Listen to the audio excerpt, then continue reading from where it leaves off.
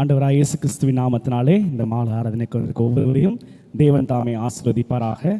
நம் தேவனுடைய வார்த்தைஞராய் கடந்து செல்லும்பதாக ஒரு காரியத்தை உங்கள் மத்தியில் கூற ஆசைப்படுறேன். எங்கள் அம்மாவுக்கே ஆச்சரியமாக இருக்கும், என்னடா நிற்கிறானே அப்படின்னு சொல்கிற மாதிரி. கொஞ்சம் அந்த மானிட்டர் சவுண்ட் மட்டும் அப்படின்னு சொல்லிட்டு மதியம் நேரத்தில் நானும் எங்கள் அப்பாவும் ரூமில் இருந்தோம்.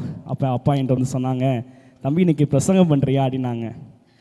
யூத் மீட்டிங்கில் பேசுகிறது வேறு, ஃபாஸ்டிங் ப்ரேயரில் பேசுகிறது வேறு, பரிசுத்த ஆராதனையில் பேசுகிறது வேறு. நான் எனக்குள்ளே ஒரு கொஷின் எழுப்பினேன், ஆண்டவரே அதுக்கு தகுதி எனக்கு இருக்குதா, அதுக்கேற்ற பரிசுத்தம் எனக்கு இருக்குதா? அந்தளவுக்கு இல்லையே அப்படின்னு சொன்னாங்க. டக்குன்னு அப்பாட்ட சொல்லிட்டேன், இல்லைப்பா வேண்டாம்ப்பா அப்படின்ட்டேன். சரிப்பா அப்படின்னு சொல்லிட்டு அவங்களும் போயிட்டாங்க. நானும் நல்லா தூங்கி எழுந்திரிச்சிட்டு சர்ச்சுக்கு கிளம்பி வந்துட்டேன்.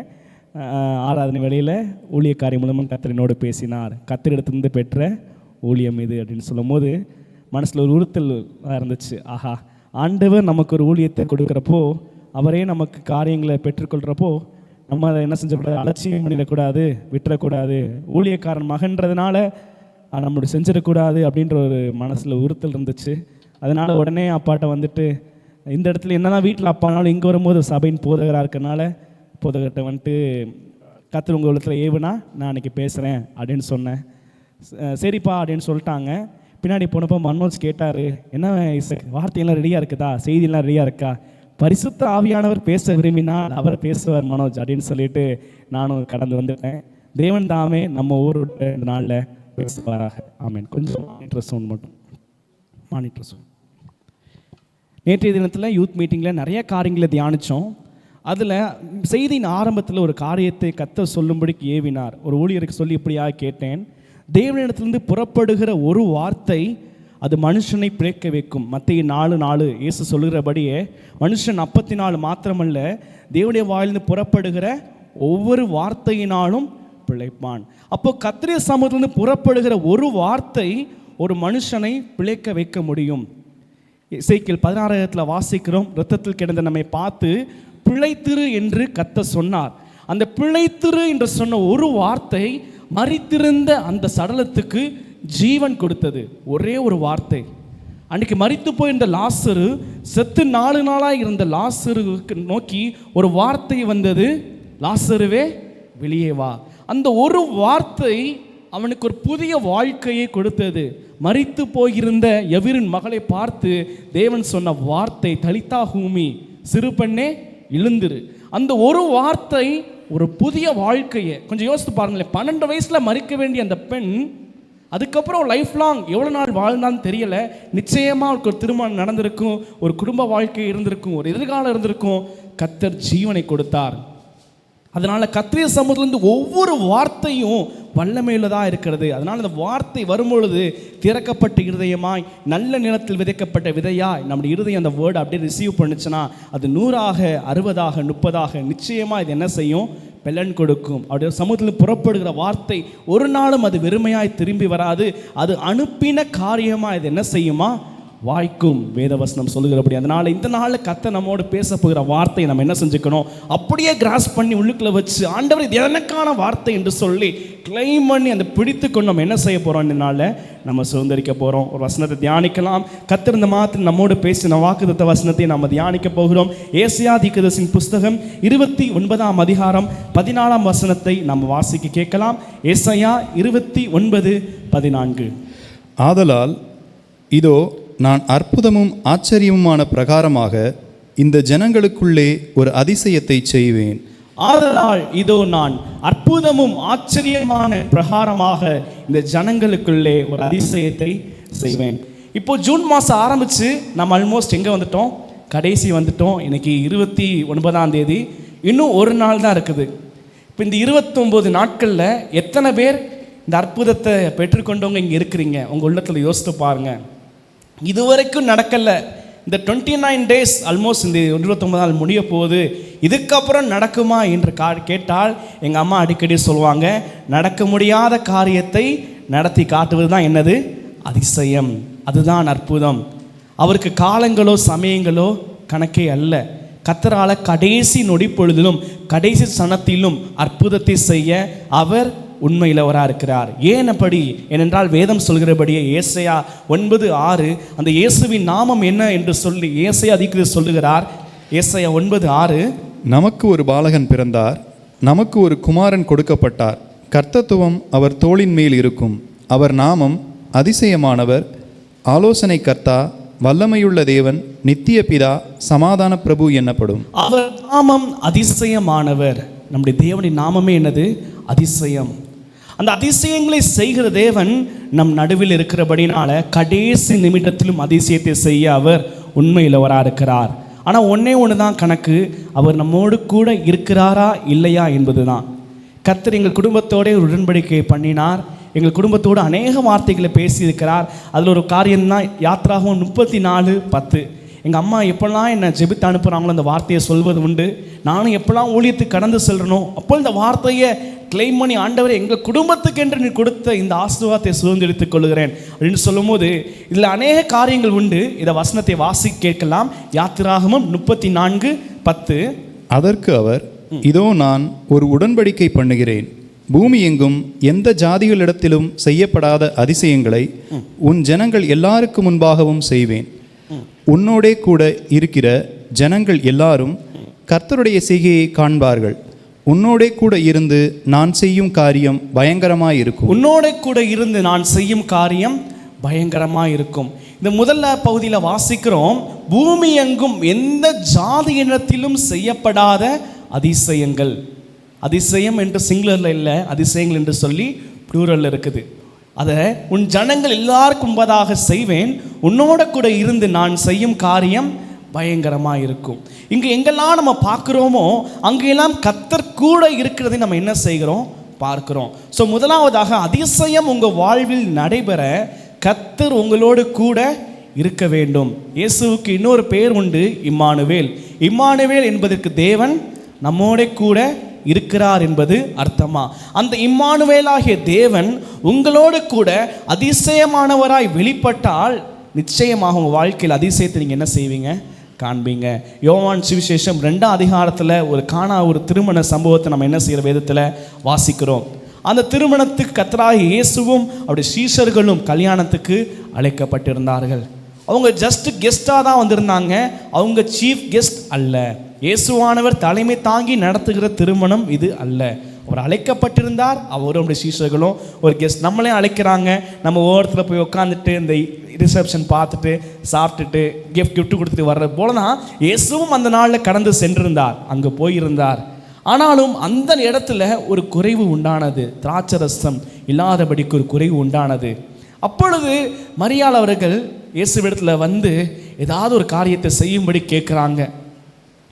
அப்பொழுது இயேசு சொல்கிற வார்த்தை, என்னுடைய வேலை இன்னும் வரவில்லை என்று காரியத்தை சொல்லுகிறார். பின்பதாக மரியாள் சொல்கிற காரியங்கள் நம்ம அனைவரும் எல்லாம் வேதத்தில் வாசது தான். அவர் உங்களுக்கு என்ன சொல்கிறாரோ அதன்படி செய்யுங்கள் என்று சொன்னார். அதுக்கு அதே போல் அந்த வேலைக்காரர்கள் இயேசுவாகிய கர்த்தர் சொன்ன வார்த்தையின்படியே தண்ணீரை ஊற்றினார்கள். தண்ணீர் என்னவாய் மாறினது? திராட்சரசமாய் மாறினது. இந்த சம்பவத்தில் கவனிப்போம் என்று சொன்னால், இயேசுவானவர் சொல்கிற ஒரு காரியம், என்னுடைய வேலை இன்னும் வரவில்லை என்று நான் சொன்னாரே தவிர நான் இங்கே இல்லை, என்னோட ப்ரெசன்ஸ் இங்கே இல்லை அப்படின்னு சொல்லவே இல்லை. ஆல்ரெடி இயேசு அங்கே இருக்கிறபடினால, அற்புதத்தை செய்கிறவர், அதிசயத்தை செய்கிறவர் அங்கு இருக்கிறபடினால அவர் நிச்சயமாய் செய்வார். ஆனால் மரியாள் எதிர்பார்த்த வேலையில் அவர் என்ன செய்வார் என்றால், செய்வாரா செய்ய மாட்டான்ற தெரியாது. ஆனால் நிச்சயமாய் காலம் ஒன்று வரும், அதில் நிச்சயமாக அதிசயம் என்ன செய்யும்? விளங்கும். நிச்சயமாக என்ன அதிசயம் விளங்கும். ஏன் அப்படி விளங்குறது என்று சொன்னால், சகலத்தையும் அதினதின் காலத்தில் அவர் என்ன செய்கிறாரா? நேர்த்தியாய் செய்கிறார். சில நேரங்களில் நம்ம எதிர்பார்க்கிற அதிசயம், நம்ம எதிர்பார்க்கிற அற்புதம் இப்போயே நடந்தால் நல்லா இருக்குமே, என்னோடய வயதில் இந்த நாட்களில் நடந்தால் நல்லா இருக்குமேன்னு சொல்லிட்டு நம்ம ஒரு கால்குலேஷன் பண்ணி நம்ம ஒரு டைம்லைன் போட்டு வைக்கிறோம். அப்படி அல்ல, அவருடைய காலத்தின்படியே. எங்கள் அக்கா அழகாக சொல்லுவாங்க, இங்கிலீஷில் இருக்குமா, பை ஹிஸ் டைம் அப்படின்னு இருக்குமா, எங்கள் அக்கா அடிக்கடி சொல்லுவாங்க. அதே போல் அவருடைய காலத்தின்படியே நேர்த்தியாய் செய்கிற தேவன் குறித்த வேலை வரும் பொழுது அந்த அதிசயத்தை எங்களுக்கு காணும்படி செய்வார். அந்த அதிசயத்தை பெற்றுக்கொள்ளும்படி கர்த்தர் என்ன செய்வார்? உங்கள் மத்தியிலே கிரியை செய்ய அவர் உண்மையிலவராக இருக்கிறார். இப்போ நெக்ஸ்ட் ஒரு கேள்வி எழும்பலாம், எதனால இந்த கால தாமதம்? இயேசு நம்மோடு இருக்கிறார் என்பது உண்மைதான். அவர் நமக்குள் வசிக்கிறார், பரிசுத்த ஆவியானவராய் என்பது உண்மைதான். ஆனாலும் ஏன் அதிசயம் நடைபெற கால தாமதங்கள் ஆகிறது? இதற்கு வேதத்தில் அநேக உதாரணங்கள் இருக்கிறது. பரிசுத்த ஆவியான என் உள்ளத்தில் கொண்டு வந்த ஒரு காரியத்தை உங்கள் மத்தியில் சொல்ல விரும்புகிறேன். லூக்காவின் சுவிசேஷம் 1ஆம் அதிகாரத்தில் இப்படியாக ஒரு வயதான ஒரு கணவன் மனைவி குறித்து நம்ம வாசிக்கிறோம். சகரியா எலிசபெத்தை குறித்து வாசிக்கிறோம். இப்படியாக வாசிக்கலாமா? 5ஆம் வசனம் 1:5. லூக்கா 1:5. யூதேயா தேசத்தின் ராஜாவாகிய ஏரோதின் நாட்களில் அபியா என்னும் ஆசாரிய வகுப்பில் சகரியா என்னும் பேர் கொண்ட ஆசாரியன் ஒருவன் இருந்தான். அவன் மனைவி ஆரோனுடைய குமாரத்திகளில் ஒருத்தி, அவள் பேர் எலிசபெத். அவர்கள் இருவரும் கர்த்தரிட்ட சகல கற்பனைகளின்படியேயும் நியமங்களின்படியேயும் குற்றமற்றவர்களாய் நடந்து தேவனுக்கு முன்பாக நீதியுள்ளவர்களாய் இருந்தார்கள். எலிசபெத் மலடியாய் இருந்தபடியினால் அவர்களுக்கு பிள்ளை இல்லாதிருந்தது. இருவரும் வயது சென்றவர்களாயும் இருந்தார்கள். அப்படி இருக்க அவன் தன் ஆசாரிய வகுப்பின் முறைப்படி தேவ சந்நிதியிலே ஆசாரிய ஊழியம் செய்து வருகிற காலத்தில் ஆசாரிய ஊழிய முறைமையின்படி அவன் தேவாலயத்துக்குள் பிரவேசித்து தூபம் காட்டுகிறதற்கு சீட்டை பெற்றான். தூபம் காட்டுகிற வேளையிலே ஜனங்கள் எல்லாரும் கூட்டமாய் வெளியே ஜெபம் பண்ணி கொண்டிருந்தார்கள். அப்பொழுது கர்த்தருடைய தூதன் ஒருவன் தூபபீடத்தின் வலது பக்கத்திலே நின்று அவனுக்கு தரிசனமானான். சகரியா அவனை கண்டு கலங்கி பயமடைந்தான். தூதன் அவனை நோக்கி, சகரியாவே, பயப்படாதே, உன் வேண்டுதல் கேட்கப்பட்டது. உன் மனைவியாகிய எலிசபெத் உனக்கு ஒரு குமாரனை பெறுவாள். அவனுக்கு யோவான் என்று பெயரிடுவாயாக. ஆமாம், இப்போ இந்த பகுதியில் வேதத்தில் நம்ம வாசிக்கிறப்போ அபியாவின் வகுப்பில் ஆசாரியனாக இருக்கிற சகரியாவுக்கு கர்த்தருடைய வார்த்தை வருகிறது. சகரியாவே, பயப்படாதே, உன் வேண்டுதல் கேட்கப்பட்டது. என்ன வேண்டுதல்? அவர்கள் இருவரும் காலங்களாக ஜெபித்து கொண்டிருக்கிறார்கள். இதற்கென்று ஒரு குமாரனுக்காக, ஒரு பிள்ளைக்காக, ஒரு ஆசீர்வாதத்துக்காக, ஒரு சுதந்திரத்துக்காக. ஆனால் காலங்கள் தாமதமாகிறதை தவிர்த்து அந்த ஆசீர்வாதத்தை கையில் ஏந்தவும் இல்லை, அவர்கள் பெற்றுக்கொள்றதுக்கான அறிகுறியும் இல்லை. நம்ம இங்கே நல்லா வேதத்தில் வாசிக்கிறோம். என்னன்னா இருவரும் வயது சென்றவர்களாய் இருந்தார்கள் என்று சொல்லி வேதத்தில் என்ன செய்யப்பட்டிருக்குது? குறிப்பிடப்பட்டிருக்குது. 5ஆம் வசனம் 6ஆம் வசனமா 7ஆம் வசனம் எலிசபெத்து மலடியாய் இருந்தபடியால் அவர்களுக்கு பிள்ளை இல்லாதிருந்தது. இருவரும் வயது சென்றவர்களாயும் இருந்தார்கள்.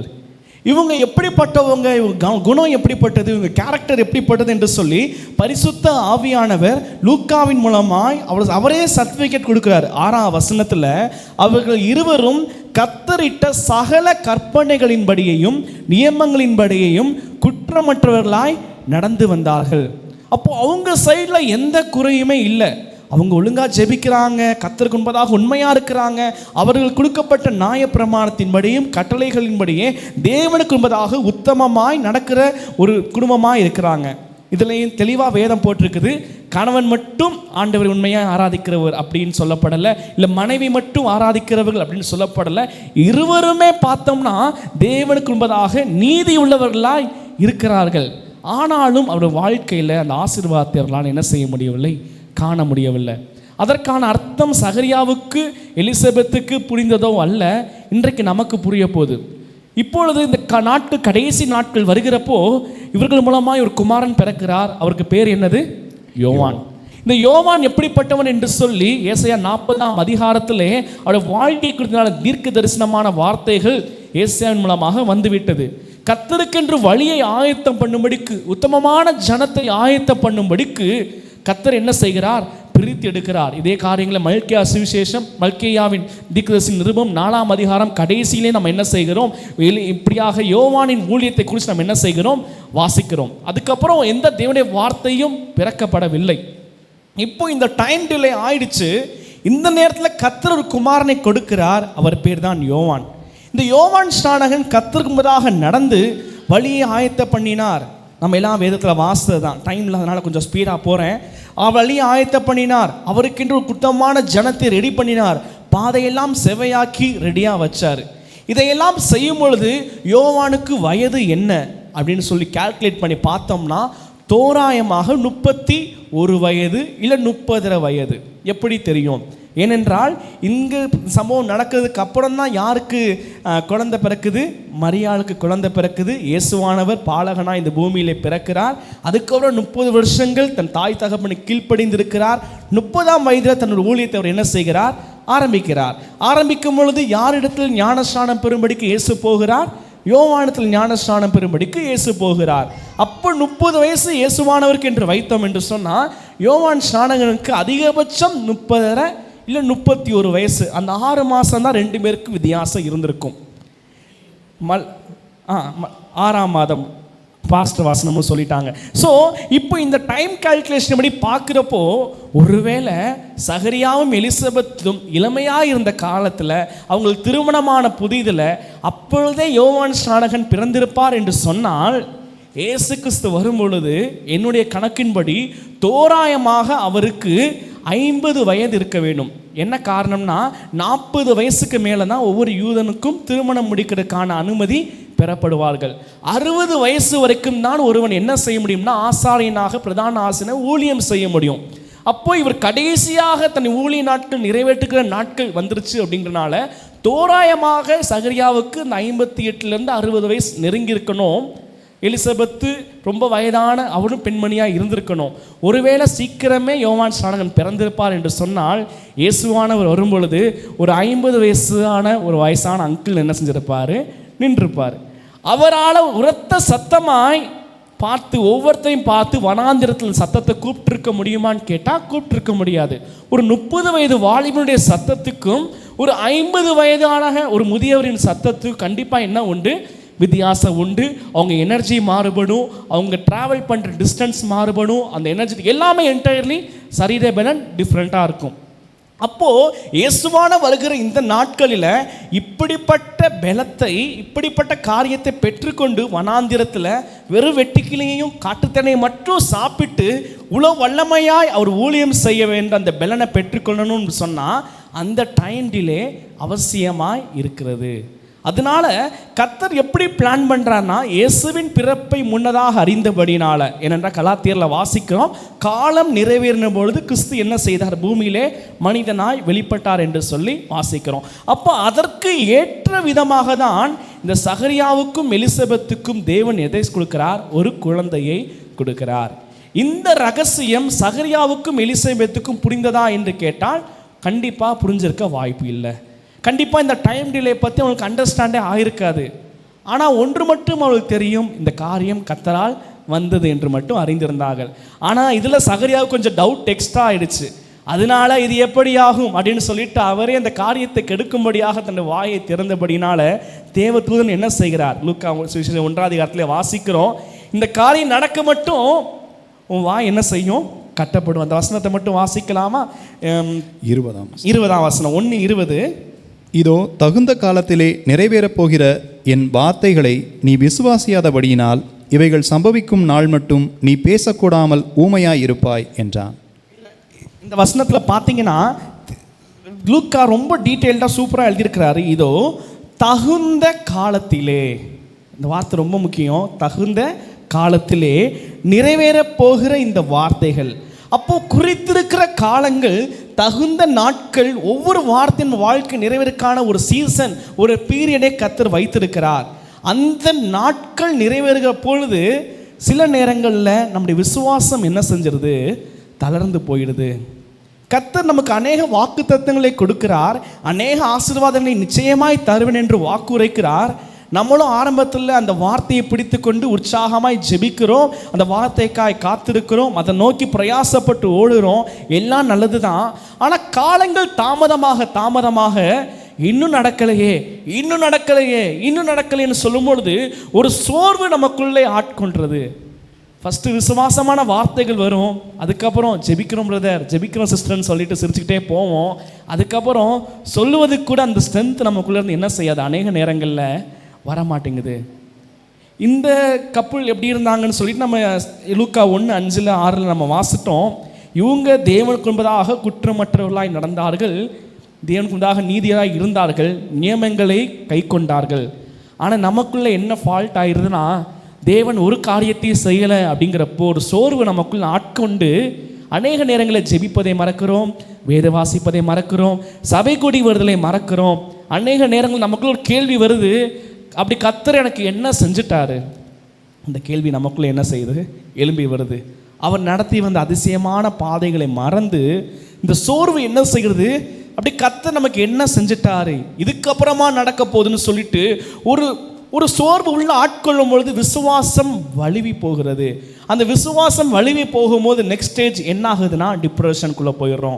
டிப்ரெஷனுக்குள்ளே ஒன்ஸ் போயிட்டோம்னா ஃபெய்த்துக்கு அங்கே வேலையே இல்லை. பிசாசானவன் நடக்க முடியாது செய்யாதுன்ற காரியங்களை ஒவ்வொன்றா ப்ரொஜெக்ட் பண்ணி காமிச்சு இதுக்கப்புறம் நடக்குமா அப்படின்னு சொல்லிட்டு அப்படி குழப்பி நம்மளை ஒரு ஸ்டேஜில் கொண்டு போயிடுறான். ஆனால் இந்த நாளில் வந்திருக்கிற நம்மளை பார்த்து கர்த்தர் நம்ம கொடுத்து இந்த மாதத்தின் வாக்குத்தத்தின்படியே அற்புதமும் ஆச்சரியமான பிரகாரமாக இந்த ஜனங்களுக்குள் அதிசயத்தை செய்வன் என்று சொன்னவர், சுற்றியுள்ள கண்கள் பார்க்கும்படியாக கர்த்தர் அதிசயத்தை செய்ய அவர் உண்மையிலவராக இருந்தார். இந்த வசனத்தை நம்ம இப்படியாய் வேதத்தில் வாசிக்கிறோம். சங்கீதம் 126:2 நம்ம இப்படியாய் வாசிக்கிறோம். அப்பொழுது நம்முடைய வாய் நகைப்பினாலும் நம்முடைய நாவு ஆனந்த சத்தத்தினாலும் நிறைந்திருந்தது. அப்பொழுது கர்த்தர் இவர்களுக்கு பெரிய காரியங்களை செய்தார் என்று புறஜாதிகளுக்குள்ளே சொல்லி கொண்டார்கள். புறஜாதிகள் சொல்லத்தக்கதாக பெரிய காரியம், எப்படி நடக்க முடியாத காரியம் நடந்துச்சுன்னு சொல்லத்தக்கதாக சில நேரங்களிலே நம்முடைய வாழ்வில் விளங்குகிற அதிசயம் அநேகருக்கு ஒரு டெஸ்டிமோனியாக விளங்கும்படிக்கு கர்த்தர் என்ன செய்கிறார்? காலதாமதங்களை ஏற்படுத்துகிறார். ஆனால் நம்ம ஒன்று செய்யணும், விசுவாசத்தை விட்டுவிடக்கூடாது. வாயின் வார்த்தையில் கவனமாக இருக்கணும். நம்ம எதை அறிக்கை செய்கிறோம் என்பதில் நம்ம உறுதியாக இருக்கணும். வேதம் சொல்லுது, நம் அறிக்கையிடல அசைவில்லாமல் உறுதியாக இருக்க கடவோம். நம்முடைய நம்பிக்கையை அறிக்கையிடல அசைவில்லாமல் உறுதியாக இருக்க கடவோம். வாக்குத்தத்தம் பண்ணினவர் உண்மையிலவராய் இருக்கிறாரே. இப்போ நான் இங்கே நிற்கிறேன், கர்த்தர் எனக்கும் அநேக வாக்குத்தத்தங்களை கர்த்தர் கொடுத்திருக்கிறார். இங்கே நீங்கள் அமர்ந்திருக்கிறீங்க, உங்களுக்கும் கர்த்தர் அநேக வாக்குத்தத்தங்களை கர்த்தர் கொடுத்திருக்கிறார். ஆனால் காலங்களும் சமயங்களும் அந்த வார்த்தை நிறைவேறுவதற்கு சாதகமாக ஏதுவாக இல்லை, அது உண்மைதான். ஆனால் உங்களை பார்த்து ஒரு கேள்வி கேட்க விரும்புகிறேன். கர்த்தர் பொய் சொல்ல அவர் மனுஷனா? அவர் மனம் மாற அவர் மனுஷனா? அவர் சொல்லிட்டு அதுக்கப்புறம் செய்யாமல் இருப்பாரோ?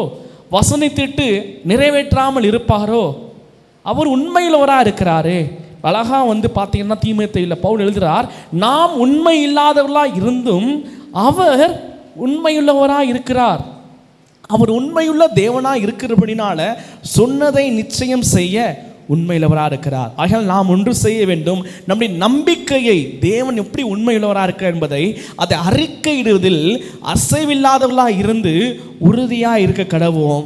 வாக்குத்தத்தம் பண்ணினவர் உண்மையுள்ளவராக இருக்கிறாரே. இந்த சகரியா என்ன செய்யலை? அந்த வார்த்தையை அறிக்கையிட தவறிடபடினால அவருடைய வாய் கட்டப்பட்டது. ஆசாரியன் கர்த்தரை துதிக்க வேண்டியவன், கர்த்தருடைய பிரமாணங்களை எடுத்து பேச வேண்டியவனுடைய வாய் கட்டப்பட்டது. இது எதற்கு அடையாளமாக இருக்குன்னா, ஒன்ஸ் நீங்கள் ஆண்டரோட அந்த ஐடென்டிட்டியை கொஸ்டின் பண்ணிட்டீங்கன்னா உங்கள் வாயில் கர்த்தரை துதிக்கிற துதி இருக்காது. கர்த்தரை துதிக்கிற துதி போயிடும். எப்பொழுது கர்த்தரை நாம் துதிப்போம், அவர் உண்மையுள்ளவர், அவர் நிச்சயமாய் வாக்குத்தத்தம் பண்ணினவர், செய்து முடிப்பார் என்ற விசுவாசம் இருக்கும்போது தான் நம்மால் மனசார கர்த்தரை துதிக்க முடியும்.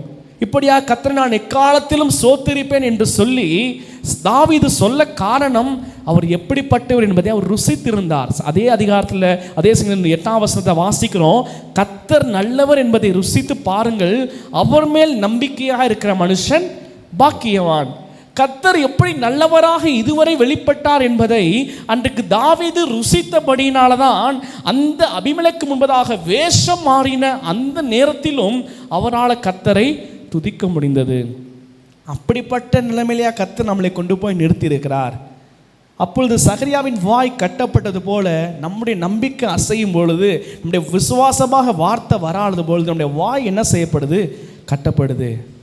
இந்த சங்கீதம் 126:2 நம்ம வாசித்தோம், கர்த்தர் நம்முடைய வாயை எப்படியா நிரப்புகிறார் என்று சொல்லி.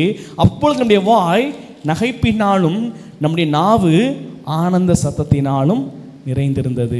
கர்த்தர் நமக்கு காரியங்களை செய்யும் போது அப்படிப்பட்ட சந்தோஷம் செஞ்சால் மட்டும்தான் வரணும்னு அவசியம் இல்லை, செய்வதற்கு முன்னும் வர வேண்டும். ஏனென்றால் நாம் விசுவாசித்திருக்கிறவர் இன்னார் என்று நாம் என்ன செய்யணும்? அறிந்திருக்க வேண்டும். அன்றைக்கு இதை தான் பவுல் சொல்கிறார், எனக்கு சொல்லப்பட்ட பிரகாரமாகவே நடக்கும் என்று முழு நிச்சயமாய் நம்புகிறேன். சொல்லப்பட்ட பிரகாரமாய் நடக்கும் என்பது தேவனிடத்தில் நம்பிக்கையாக இருக்கிறேன். அவருக்குள்ள நம்பிக்கை இருந்தபடியினால he was ready, he was alert, he was ready for to receive the blessing. அந்த ஆசீர்வாதத்தை பெற்றுக்கொள்ளும்படிக்கு அவர் ஆயத்தமாக இருந்தார். கப்பல் சேதம் வந்தது, பிராண சேதம் ஏற்படலை. கப்பலில் 276 பீப்புள் இருந்தாங்களாம். அங்கிருந்து கரைக்கு வந்துட்டாங்க. வந்ததுக்கு அப்புறமும் அவர் கையில் என்ன கொட்டுச்சு? ஒரு பாம்பு கடிச்சிருச்சு. ஆனாலும் ஒரு பூச்சியை போல உதறிட்டு போக காரணம் அவருக்குள்ள இருந்த விசுவாசம், நம்பிக்கை. எனக்கு சொல்லப்பட்ட பிரகாரமாகவே நடக்கும். உங்கள் வாழ்க்கையில் இது எப்படி இருக்குது? காலங்கள் தாமதமானாலும், நேரங்கள் சமயங்கள் வாய்க்காட்டாலும், கர்த்தர் உங்களுக்கு சொல்லப்பட்ட பிரகாரமே நடக்க அவர் உண்மையிலவராக இருக்கிறார்.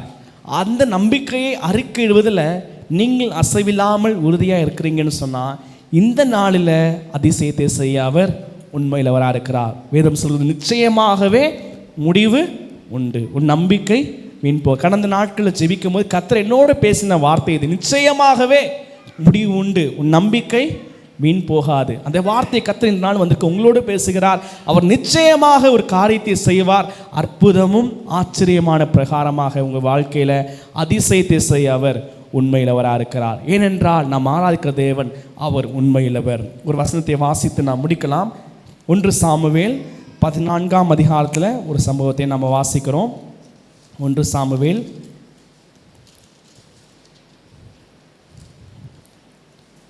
14ஆம் அதிகாரம் 6ஆம் வசனத்தை நம்ம வாசி கேட்கலாம். 1 சாமுவேல் 14:6.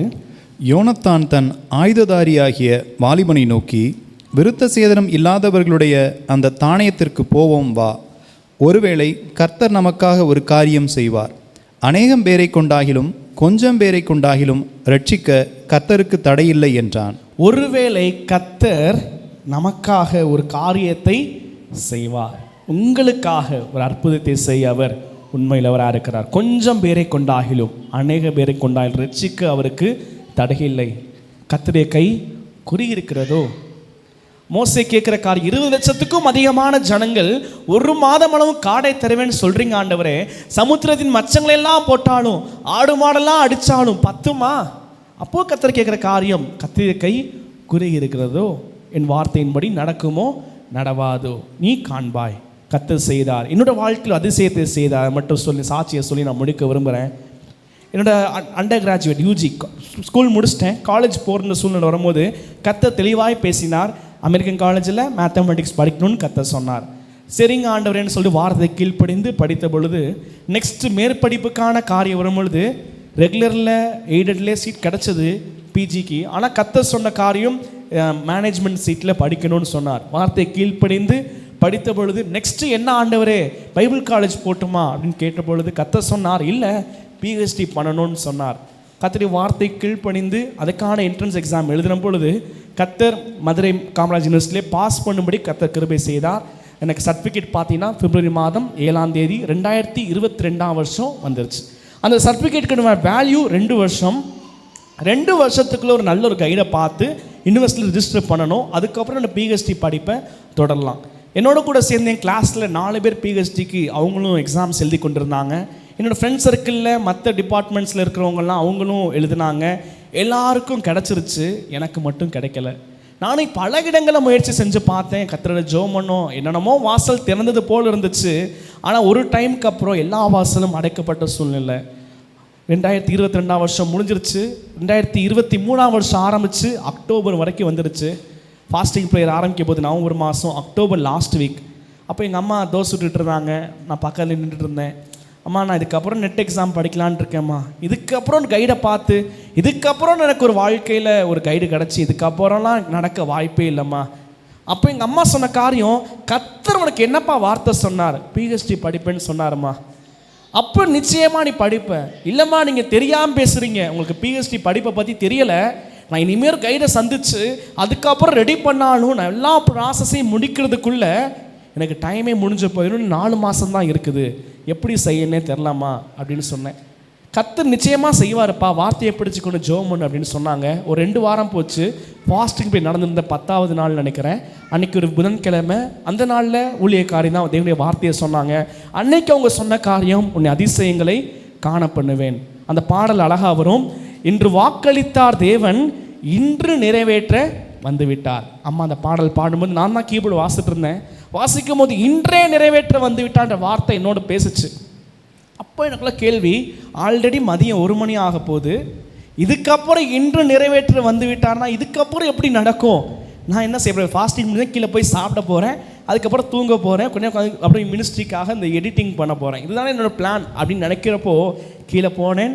சாப்பிட்டுட்டு இருக்கும்போது என் ஃப்ரெண்டு ஃபோன் அடித்தாப்புல. அவனுக்கு மஞ்சக்காமலால் பாதிக்கப்பட்டு ரொம்ப சிவியராக இருந்தான். ஆனால் ஒரு சர்டிஃபிகேட் வாங்குறதுக்காக லதா மாதவன் இன்ஜினியரிங் காலேஜுக்கு அவன் அழகர் கோயில் வரைக்கும் போயிருந்தான். என்னால் வெயிலில் நிற்க முடியல, மயக்கமாக வருது, எனக்கு பஸ் ஏற கூட தெம்பு இல்லை, என்னை காரில் வந்து கூட்டிகிட்டு போக முடியுமா அப்படின்னு கேட்டான். சரிடான்னு சொல்லிட்டு நானும் எங்கள் அம்மாட்ட கேட்டோன்னே சரிப்பா அப்படின்னாங்க. கார் எடுத்துகிட்டு இங்கேருந்து நான் அழகர் கோயில் போய் அவனை பிக்கப் பண்ணிவிட்டு, வழியில் தனியாக போக சங்கடமாக இருந்துச்சு, லாங் ட்ராவல்னால என் ஃப்ரெண்டையும் கூட்டிகிட்டு போனோம். வர வழியில் அவன் சொன்னான், அமிர்த் காலேஜ் போய் ரொம்ப வருஷம் ஆகிடுச்சு, 1 வருஷத்துக்கு மேலே ஆச்சு, சும்மா போய் பார்த்துட்டு வருவோமா அப்படின்னு சொன்னாப்புல. சரி போவோமேன்ட்டு உள்ளே போனால் எக்ஸாம் நடந்துட்டு இருக்குது. எக்ஸாம் டைமில் ஸ்டாஃப் எல்லாம் பார்க்க முடியாது. இன்னொரு பக்கம் பேப்பர் வேல்யூஷன் நடந்துட்டு இருக்குது. பேப்பர் வேல்யூஷனை போய் யாரையும் பார்க்க முடியாது. வாசலில் இருந்த அட்டெண்டர்கிட்ட கேட்டப்போ ஒரே ஒரு சாரை சொல்லி, அவர் தான் பேப்பர் திருத்திக்கிட்டு இருக்கிறாரு, ஆனால் அது எக்ஸ்டர்னல் எக்ஸாம்ப்பா, பேப்பர் திருத்துறதை விட்டுட்டு எந்த ஸ்டாஃபும் வரமாட்டாங்க அப்படின்னு சொல்லிட்டாரு. ஆனால் என் மனசுக்கு ஒரு ஏவுதல், ஃபோன் அடித்து பார்ப்போமேன்னு. ஃபோன் அடித்த உடனே அவர் என்ன பண்ணார்னா கிளம்பி வந்துட்டார். எங்களை பார்க்க வந்தவர் என்கிட்ட ரொம்ப நேரம் பேசிக்கிட்டு இருந்தார். அவரோட தேவன மனுஷன், அவர் ஊழியம் செய்கிற ஒரு ஃபேக்கல்ட்டி. அவர்கிட்ட கேட்டார், தம்பி என்னப்பா பண்ணிகிட்டு இருக்கிற? நான் பிஹெச்டிக்காக ட்ரை பண்ணிட்டு இருக்கிறேன் சார். அப்படியா, கிடச்சிச்சா? இல்லைங்க சார், நிறைய இடங்களை முயற்சி பண்ணேன், எனக்கு எதுவுமே கிடைக்கலங்க சார், டைம் வேறு முடிய போகுது. அப்போ ஒன்றும் இல்லை, என் ஃப்ரெண்டு ஒருத்தர் இருக்கிறாரு, அவர் நம்ம காலேஜில் படித்த ஸ்டூடெண்ட் தான், அவர் யாராவது பசங்க பிஹெச்டி பண்ணால் சொல்லுப்பான்னு சொன்னார், நான் அவர்கிட்ட வேணா பேசட்டுமா அப்படின்னாரு. ஓகேங்க சார் அப்படின்னேன். உடனே எனக்கு சாயங்காலமே அவர் பேசினார். நைட்டே எனக்கு அவர் ஃபோன் நம்பர்ஸ் டீட்டெயில்ஸ்லாம் கொடுத்தாரு. செகண்ட் டே நான் அவரை போய் பார்த்தேன். எனக்கு 1.5 வருஷத்தில் படிப்பு எல்லாம் மறந்து போச்சு. எனக்கு அவர் கேட்ட கேள்விகளுக்கு சரியான பதில் எனக்கு சொல்ல தெரியலை. ஆனாலும் பார்த்தீங்கன்னா கர்த்தர் கிருபையாய் அவர் கண்களை இரக்கத்தை காண்பித்து அவர் கைடான அக்செப்ட் பண்ணும்படி கர்த்தர் கிருபை செய்தார். இதுக்கு முடிஞ்ச உடனே நவம்பர் மாதம் ஃபாஸ்டிங் ப்ரேயர் முடிஞ்சது. டிசம்பர் மாதம் கேரல் ரவுண்ட்ஸ், அடுத்து சிங் சாங் சர்வீஸ், அடுத்து பார்த்தோம்னா ஃபுல்லாக ஃபெஸ்டிவல். டைமே இல்லை. நான் போயிட்டு பிஸியாக இருக்கேன்னு அவர்கிட்ட சொல்ல முடியாது, ஊழியங்கள் அவ்வளோ இருந்துச்சு. ஆனால் கர்த்தர் கிருபையினால் அவர் ரொம்ப பிஸியாகிட்டார். அதனால அவர் என்ன செய்யணும்னா டிசம்பர் மாதம் முழு என்னை டிஸ்டர்பே பண்ணலை. ஜனவரி மாதம் வந்து சொன்னார், தம்பி பொங்கல் வரைக்கும் நான் கொஞ்சம் பிஸியாக இருக்கிறேன், அது வரைக்கும் கொஞ்சம் வெயிட் பண்ணிக்கோப்பா, அதுக்கப்புறம் பிஹெச்டிக்கான காரியங்களை பார்க்கலாம் அப்படின்னு சொன்னார்.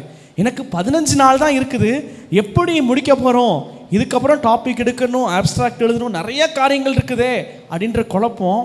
ஆனால் கர்த்தருடைய பெரிதான கிருபை, நான் 6 மாதத்துலேருந்து 8 மாதம் செய்ய வேண்டிய எல்லா காரியத்தையும் ஒரே இரவில் அந்த மனுஷனை கொண்டு கர்த்தரே செய்து முடித்தார். அந்த ஆசிரியை கொண்டு கர்த்தரே செய்து முடித்தார். அது மட்டும் இல்லாமல் பார்த்தீங்கன்னா அந்த எல்லாமே ஆப்ஸ்ட்ராக்ட் டைப் பண்ணி டைட்டில் டைப் பண்ணி எல்லாமே கொடுத்துட்டாரு. 31ஆம் தேதி காலேஜில் போயிட்டு அட்மிஷன் போடும்படி கர்த்தர் கிருபை செய்தார். 1ஆம் தேதி பார்த்தீங்கன்னா போயிட்டு யூனிவர்சிட்டியில் ரிஜிஸ்டர் பண்ணும்படி கர்த்தர் கிருபை செய்தார். 7ஆம் தேதி என்னோடய டேட் முடியுது, 1ஆம் தேதி ரிஜிஸ்டர் பண்ணும்படி கர்த்தர் கிருபை செய்தார். என் கூட படித்த எத்தனையோ பசங்க பொண்ணுங்க அங்கே ரிஜிஸ்டர் பண்ணியிருக்கிறாங்க. ஒவ்வொரு முறை போகும்போது இந்த சர்டிஃபிகேட் இல்லை, அது இல்லை, இது இல்லைன்னு சொல்லிட்டு ரிஜெக்ட் பண்ணி அனுப்புவாங்க. என் ஃப்ரெண்ட்ஸ்லாம் 6 மாதத்துலேருந்து 8 மாதம் வரைக்கும் யூனிவர்சிட்டிக்கும் காலேஜுக்கும் அலைஞ்சு கொண்டே இருப்பாங்க. ஆனால் ஒரே அட்டெம்ப்டில் எல்லா சர்டிஃபிகேட்டும் ப்ராப்பராக அரேஞ்ச் பண்ணி கர்த்தர் கிடைக்க கிருபை செய்தார். ரிஜிஸ்டர் பண்ணி 1 வருஷம் 1.5 வருஷம் ஆனவங்களுக்குலாம் என்ன கிடைக்கலன்னா, நெக்ஸ்ட்டு வந்து அவங்களுக்கு கன்ஃபர்மேஷன் கிடைக்கல. 2 மாதத்தில் கர்த்தர் கன்ஃபர்மேஷன் கிடைக்கும்படி கர்த்தர் கிருபை செய்தார். இதில் என்னென்ன அதிசயமான காரியம்னா, நாங்கள் எங்கள் பேட்ச் தான் கடைசியாக என்ட்ரன்ஸ் எழுதி போன கடைசி பிஹெச்டி பேட்ச். எங்களுக்கு அடுத்த செட்டு பிஹெச்டிக்காக அப்ளை பண்ணி என்ட்ரன்ஸ் எக்ஸாம் எழுதுனதில் சில குளறுபடிகள் ஏற்பட்டபடினால கடந்த 2 வருஷமாக ஒரு பிஹெச்டி கேண்டிடேட் கூட மேக்ஸில் என்ன செய்யலைன்னா செலக்ட் பண்ணவே இல்லை. என்னோடய ஃப்ரெண்ட்ஸ் ஜூனியர்ஸ் நிறைய பேர் ட்ரை பண்ணி எக்ஸாம்லாம் எழுதி இன்னைக்கு வரைக்கும் காத்துட்டு இருக்கிறாங்க. 2 வருஷமாகியும் யூனிவர்சிட்டியிலேருந்து எந்த ரெஸ்பான்ஸுமே இல்லை. ஒருவேளை அந்த 5 நாட்கள் என் லைஃப்பில் மிஸ் ஆகிருக்கும் அப்படின்னு சொன்னால், நான் இன்றைக்கி இதுக்கப்புறம் எக்ஸாம் எழுதியிருந்தாலும் எனக்கு பிஹெச்டி இதுக்கப்புறம் கிடச்சி அதுக்கப்புறம் டிகிரி முடித்து வரதுக்குள்ளே என்ன வேணாலும் ஆயிருக்கலாம். ஆனால் கர்த்தர் சொன்ன ஒரு வார்த்தை என் வாழ்க்கையை மாற்றினது. இதான் காரியம். வேதம் சொல்கிறபடி யோபு சொல்கிறார், ஆராய்ந்து முடியாத பெரிய காரியங்களை, எண்ணி முடியாத அதிசயங்களை அவர் செய்கிறார். காலங்களோ சமயங்களோ அவருக்கு கணக்கு அல்ல. கர்த்தர் உங்களுக்காக ஒரு காரியத்தை செய்ய வேண்டும் என்று நினைத்தால் அவர் கீழ்காற்றை வீச பண்ணுவார். அவர் வானத்தின் பலகணிகளை திறப்பார். அந்த கடைசி சொட்டு மாவும் எண்ணெயும் வற்றாது. எது வரைக்கும்? பஞ்ச காலம் முடிகிற வரைக்கும், உங்கள் கடன்கள்லாம் அடைக்கிற வரைக்கும் அந்த எண்ணெயில் இருக்கிற குடத்தில் இருக்கிற எண்ணெய் என்ன செய்யாது? வற்றி போகாது. நீங்கள் கானான் தேசத்தில் போய் அந்த அறுவடை நாளில் நீங்கள் பஸ்கா பண்டிகை ஆசரிக்கு வரைக்கும் வானத்திலிருந்து மன்னா பொழிந்து கொண்டே தான் இருக்கும். அற்புதங்களை செய்கிறவர், அதிசயங்களை செய்கிறவர் உங்கள் நடுவில் இருக்கிறார், உங்கள் அருகில் இருக்கிறார். நீங்கள் என்ன செய்யணும்? கர்த்தரோடு இருக்க வேண்டும், அந்த வார்த்தையை விசுவாசிக்க வேண்டும், அந்த வார்த்தையை அறிக்கை செய்ய வேண்டும். வாக்குத்தத்தை பற்றி கொண்டு அன்னைக்கு யாக்கோபு ஜெபித்தது போல, ஆண்டவரே என்னுடன் சொல்லியிருக்கிற கர்த்தாவே, உன் தகப்பன் தேசம் திரும்பி போ, உனக்கு நன்மை செய்யும் என்று சொல்லியிருக்க கர்த்தாவே என்று சொல்லி அந்த வார்த்தை நிறைவேறும் வரைக்கும் பிடித்து கொண்டு ஜெபித்தீர்கள் என்று சொன்னால் நிச்சயமாகவே முடிவு உண்டு. உங்கள் நம்பிக்கை வீண் போகாது. கர்த்தர் இந்த வார்த்தைகளின்படியே இன்றைக்கு வந்திருக்கிற உங்கள் ஒவ்வொருவரையும் அடியனையும் கர்த்தர் ஆசீர்வதிப்பாராக. கர்த்தருக்கே மகிமை. ஆமென். எழுந்து நிற்போம். அதிசயங்கள் செய்கிறவர் நம் அருகில் இருக்கிறார். அற்புதங்கள் செய்கிறவர் என்றும் நமக்குள் வசிக்கிறார். அதிசயங்கள் செய்கிறவர் நம் அருகில்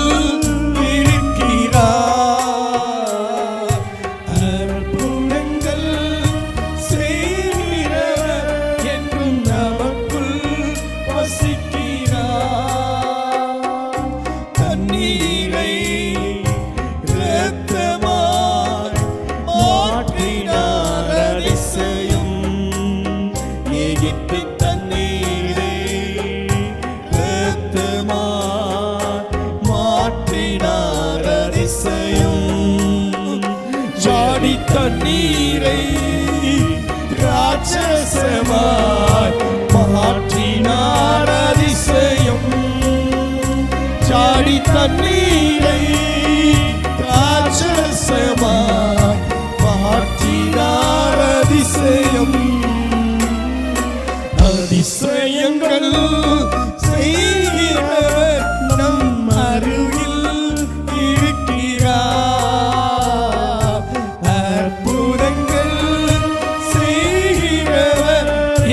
நமக்குள் வசிக்கிறார். நீங்கள் அறியாதிருக்கிற ஒருவர் உங்கள் நடுவில் இருக்கிறார். நீங்கள் அறியாதிருக்கிற ஒருவர் உங்கள் நடுவில் இருக்கிறார். அவர் அதிசயங்களை செய்கிறவர், அவர் அற்புதங்களை செய்கிறவர். எந்த ஜாதியினிடத்திலும், பூமியில எந்த ஜாதியிடத்திலும் செய்யாத அதிசயத்தை ஒருவராய் பெரிய அதிசயங்களை ஆராய்ந்து முடியாத, எண்ணி முடியாத அதிசயங்களை அவர் இன்றைக்கும் செய்ய வல்லவராயிருக்கிறார். அந்த ஆண்டவர் எங்கோ தூரத்தில் அல்ல, தடவியாயிலும் கண்டுபிடிக்கத்தக்கதாய் அவர் உங்களுக்குள் இருக்கிறார். அவர் உங்கள் நடுவில் இருக்கிறார். அந்த ஆண்டவரே, எனக்கு ஒரு அதிசயம் செய்யுங்க, எனக்கு ஒரு அதிசயம் செய்யுங்க. 6 நாள் 1ஆம் தேதி இது பண்ணாங்க, 7ஆம் தேதி முடியுது, இடையில 5 நாள் தான். அந்த 5 நாள் போயிருந்துச்சுன்னா திருப்பி ஒரு என்ட்ரன்ஸ் எழுதி அதுல பாஸ் ஆகணும். அப்படி பாஸ் ஆனவங்களுக்கு இன்னைக்கு வரைக்கும் எந்த வாய்ப்பும் இல்லை. அந்த நிக்காப்த மூமெண்ட்ல கர்த்தர் செய்தார். ஆண்டவர் நினைச்சிருந்தா செங்கடலை பழந்து வச்சிருக்கலாம், அல்ல பார்வோன் சேனையை வராமே வச்சிருக்கலாம். முன்னே செங்கடல், பின்னே பார்வோனின் சேனை. ஆனால் அந்த கடைசி நிமிஷத்துல செங்கடலை 2ஆக பிரித்திட்டார். அதிசயம். செங்கடலை 2ஆக பிரித்திட்டார். அதிசயம். புயல் காற்றை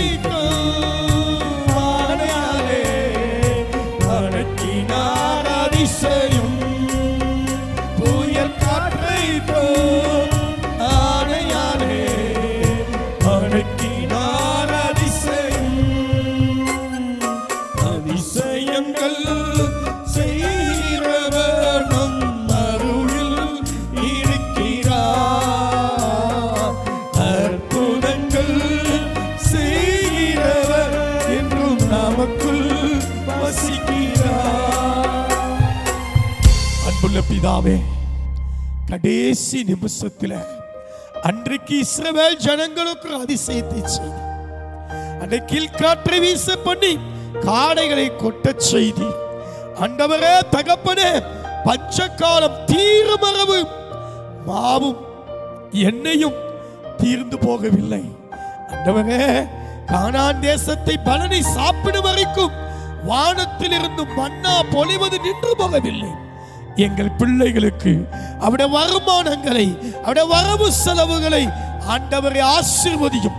பஞ்ச காலம் தீரும் வரைக்கும் ஆண்டவரை அடுத்த பணத்தை, அடுத்த ஆசீர்வாதத்தை, அடுத்த நிலத்தை, அடுத்த சொத்தை, சுகத்தை பிள்ளைகள் பெற்றுக்கொள்ளும் வரைக்கும் ஆண்டவரே, உடைய பிள்ளைகளுக்காய் ஒரு காரியத்தை செய்தோம். தகப்பனே, என் தேவனே, கர்த்தருடைய கை குறுகி போகவில்லை. இந்த தேவைகளை சந்திக்க முடியாதபடிக்கு, என் குறைவுகளை நிறைவு செய்ய முடியாதபடிக்கு, எங்கள் வாழ்க்கையை கட்ட முடியாதபடிக்கு, எங்களுக்கு ஒரு அதிசயத்தை செய்ய முடியாதபடிக்கு உம்முடைய கை குறுகி போகவில்லை. நாங்கள் விசுவாசிக்கிறோம் ஆண்டவரே, நாங்கள் விசுவாசிக்கிறோம். கர்த்தர் எனக்காக யாவையும் செய்து முடிப்பார். நேர்த்தியாய் அவருடைய காலத்திலே செய்து முடிப்பார். ஆண்டவர் எனக்காய் சகலத்தையும் நன்றாய் செய்து முடிப்பார். நன்றாய் செய்து முடிப்பார்.